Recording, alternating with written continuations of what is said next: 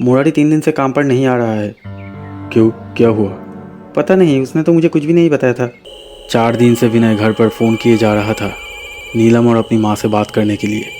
तो विनय अपने एक दोस्त को उसके घर भेजता है ये देखने के लिए कि घर में सब ठीक है या नहीं। वो डेड बॉडी सड़ने लगी थी। विनय का दोस्त विनय को फ़ोन करता है और जल्द से जल्द इंडिया आने के लिए कहता है। विनय पूरी तरह से टूट गया। ऊपर से विनय की माँ भी गायब थी। पुलिस ऑफिसर सिक्योरिटी से 1 हफ्ते पहले की फुटेज चलाने को कहता है। रात के 1:30 से 2:30 बजे के बीच एक बेंच के पास जाकर खड़ा हो जाता था। पुलिस को अब तक ना तो मुरारी मिला था और ना ही विनय की माँ के बारे में कुछ पता चल सका। आप कौन? मैं नीलम की दोस्त हूँ। लेकिन आपकी माँ तो आपके बहन के घर गई थी ना? तो उसने कहा कि मेरी सास कुछ दिनों के लिए अपने बेटी के घर घूमने गई है। लेकिन मेरी तो कोई बहन है ही नहीं। विनय को अब एक नई बात पता चलती है। विनय को यह समझ में नहीं आ रहा था कि नीलम अपनी सहेली से ऐसा झूठ क्यों बोला। विनय सोच रहा था कि जिस दिन नीलम की सहेली नीलम से मिलने आई थी उस दिन उसकी माँ घर पर नहीं थी, तो उसकी माँ कहाँ गई थी, क्योंकि ऐसी कोई जगह नहीं थी जहाँ उसकी माँ जा सके। और फिर बहुत दिनों से वो कहीं बाहर भी नहीं निकली थी। विनय को अभी ये डर सताने लगा था कि कहीं उसकी माँ नीलम से झगड़ा करके गुस्से में कहीं चली तो नहीं गई, क्योंकि विनय की माँ को नीलम पसंद नहीं थी और उनके बीच झगड़े होते रहते थे। दरअसल विनय की माँ को पहले से ही नीलम अच्छी नहीं लगती थी, क्योंकि उसकी माँ को एक ऐसी बहू चाहिए थी जो एक हाउसवाइफ हो, ना कि बाहर जाकर कहीं नौकरी करे। और ऊपर से नीलम माँ भी नहीं बन पा रही थी, जिस वजह से नीलम और विनय के माँ के बीच झगड़े होते रहते थे। नीलम जब भी विनय से वीडियो कॉल के जरिए बात करती थी तो ज़्यादातर समय नीलम विनय को उसकी माँ के बुरे व्यवहार के बारे में बताती थी। विनय को तब याद आता है कि कुछ दिनों से जब भी वो नीलम को फ़ोन करके अपनी माँ के बारे में पूछता था तो नीलम उसे कुछ ना कुछ बता देती थी। कभी कहती थी कि उसकी माँ बाथरूम गई है, तो कभी कहती थी कि वो सो रही है। विनय अब किसी भी तरह उसके माँ के बारे में जानना चाहता था।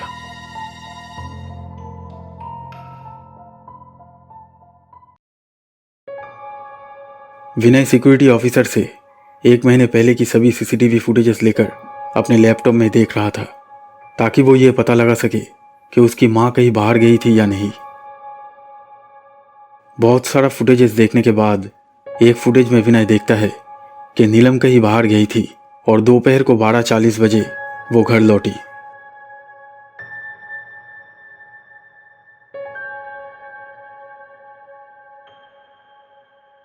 इसके बाद विनय देखता है कि नीलम एक आदमी की मदद से अपनी कार से कुछ बोरियां बिल्डिंग के अंदर रख रही थी। विनय को नहीं पता था कि ये कौन सी बोरियां थी।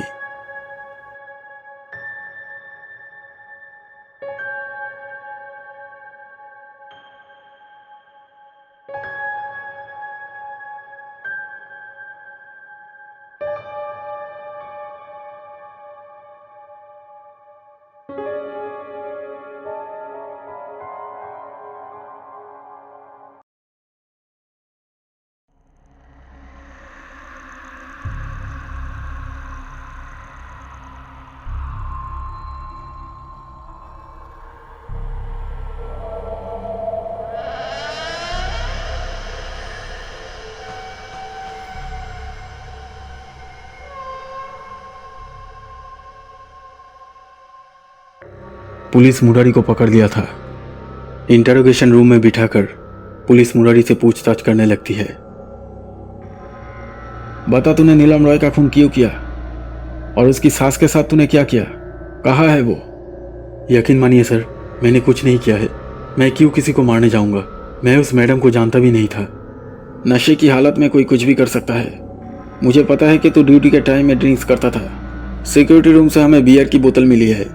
अब बता, तू उस रात ड्रिंक्स करके नीलम जी की बिल्डिंग में क्यों गया था और उस रात के बाद तू नौकरी छोड़कर क्यों भागा था? सर, मैं आपको सब कुछ सच सच बताऊंगा। शायद आपको मेरी बात पर यकीन नहीं होगा, लेकिन सर यही सच है।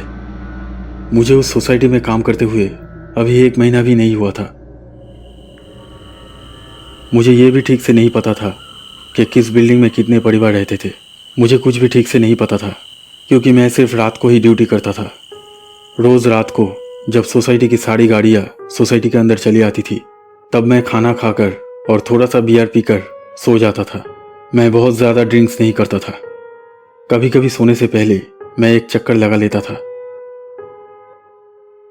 सब कुछ ऐसे ही चल रहा था, लेकिन कुछ रातों से अचानक एक अजीब घटना घटने लगी। एक रात खाना खाने के बाद मैं सोसाइटी के कुछ जगहों पर चक्कर लगा रहा था। रात के 2 बज रहे थे।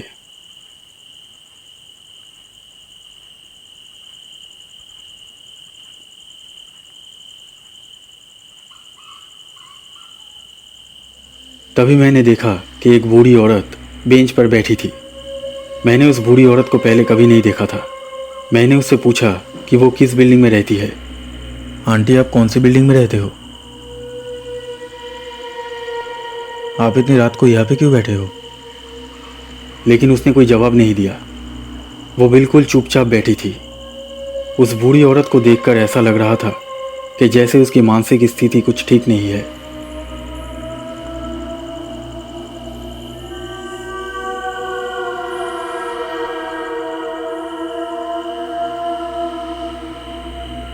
मैंने आसपास देखा कि कोई और है या नहीं। मैंने उस बुढ़िया से और ज़्यादा कुछ नहीं पूछा, क्योंकि ये नौकरी ज्वाइन करने से पहले मुझे बताया गया था कि अगर इस सोसाइटी में रहने वाले किसी भी परिवार के लोग मेरी शिकायत करते हैं तो मेरी नौकरी जाने का डर है। इसलिए मैंने सोचा कि उस बुढ़िया से ज़्यादा कुछ पूछना ठीक नहीं होगा।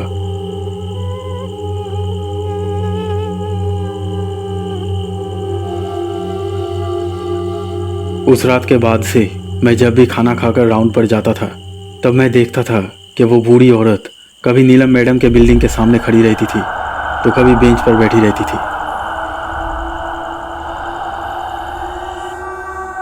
और कभी कभी मुझे वो कहीं नजर नहीं आती थी।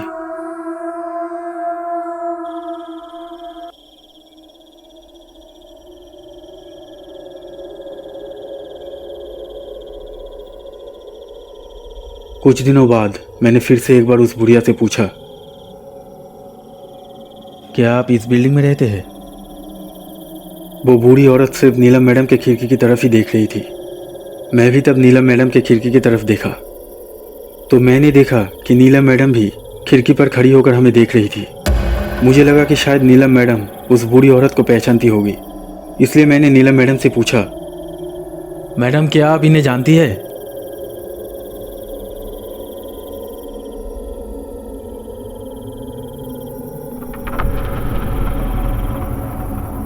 लेकिन उन्होंने बिना कुछ कहे खिड़की बंद कर दी।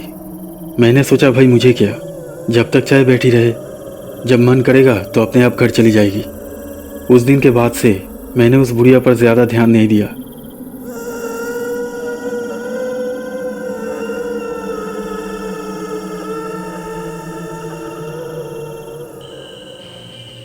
लेकिन उस रात कुछ अलग हुआ।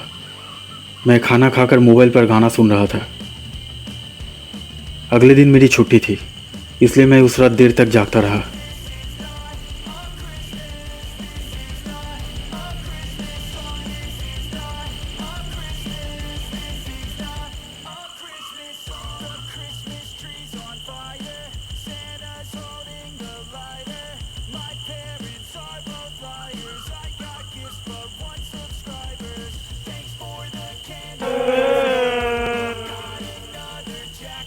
तभी अचानक मुझे एक आवाज़ सुनाई दी।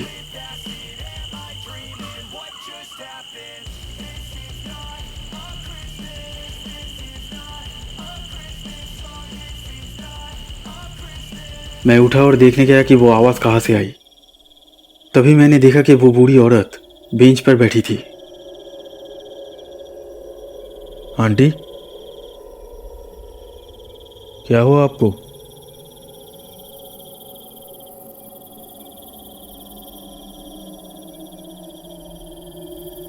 आंटी,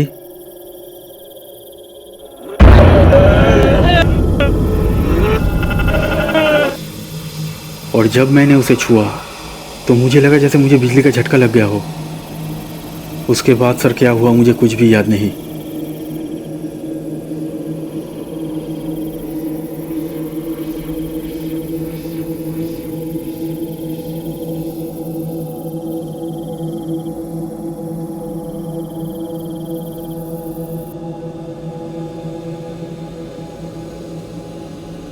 जब मैं सुबह उठा तो देखा कि मैं फर्श पर सो रहा हूँ।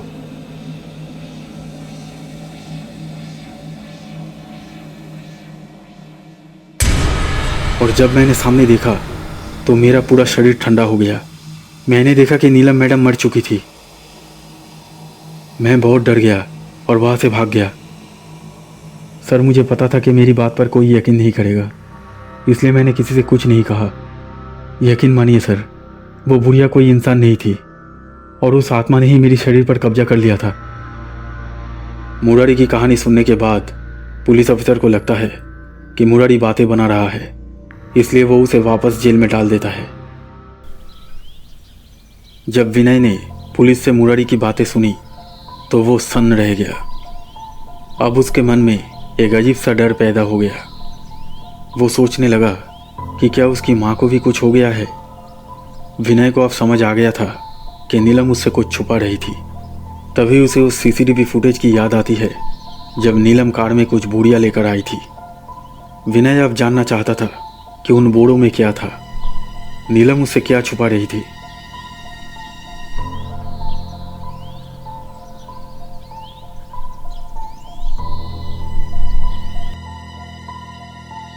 पूरा घर ढूंढने के बाद भी जब विनय को कुछ नहीं मिला, तब विनय फर्स्ट फ्लोर का रूम चेक करने आता है। फर्स्ट फ्लोर में जो स्टोर रूम था, उस स्टोर रूम के अंदर आने के बाद विनय चारों ओर देखने लगता है। तभी उसने देखा कि जमीन पर सीमेंट की कुछ खाली बोरियां पड़ी है और उसके सामने एक बड़ा सा प्लास्टिक का ड्रम था। विनय सोच रहा था कि ये ड्रम यहाँ क्यों रखा हुआ है और इतना सारा सीमेंट किस काम में इस्तेमाल किया गया होगा। विनय उस ड्रम का ढक्कन खोलने लगता है।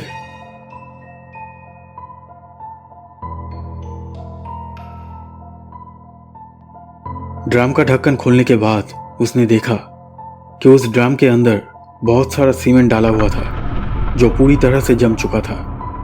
विनय को समझ नहीं आ रहा था कि ये सब क्या है। तभी विनय ने देखा कि जमे हुए सीमेंट में से कुछ निकल आया है और जब उसने करीब से देखा तो उसे ये एहसास हुआ कि ये उसकी माँ के स्वेटर जैसा लग रहा है।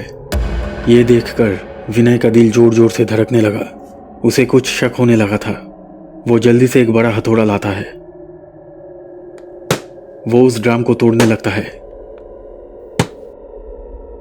उस ड्रम को पूरी तरह तोड़ने के बाद विनय ने जो देखा वो दिल दहला देने वाला था। जमे हुए सीमेंट में एक खोपड़ी निकली हुई थी। विनय को समझते देर नहीं लगी कि ये उसकी माँ ही है। वो ये सोचकर बुरी तरह से रोने लगता है कि उसकी माँ की मौत कितनी दर्दनाक हुई है।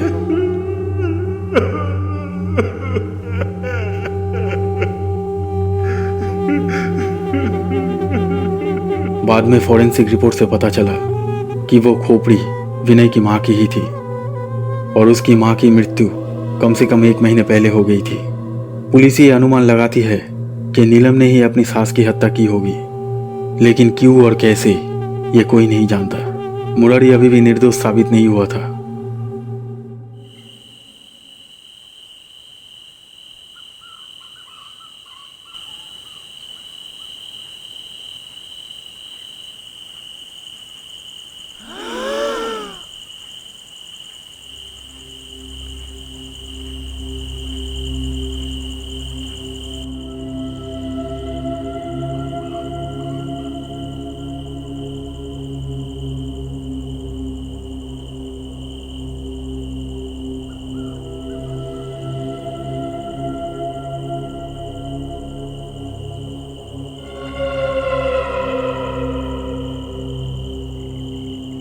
वो बूढ़ी औरत सिर्फ मुरारी को ही दिखाई दिया था।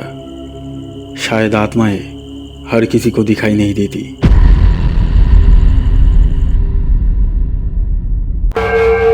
दोस्तों, अगर ये वीडियो आपको अच्छा लगा तो प्लीज़ लाइक कीजिएगा और हमारे इस चैनल को सब्सक्राइब करके इस बेल आइकन को ज़रूर दबा दीजिए ताकि आप हमारे आने वाले वीडियोस सबसे पहले देख सकें।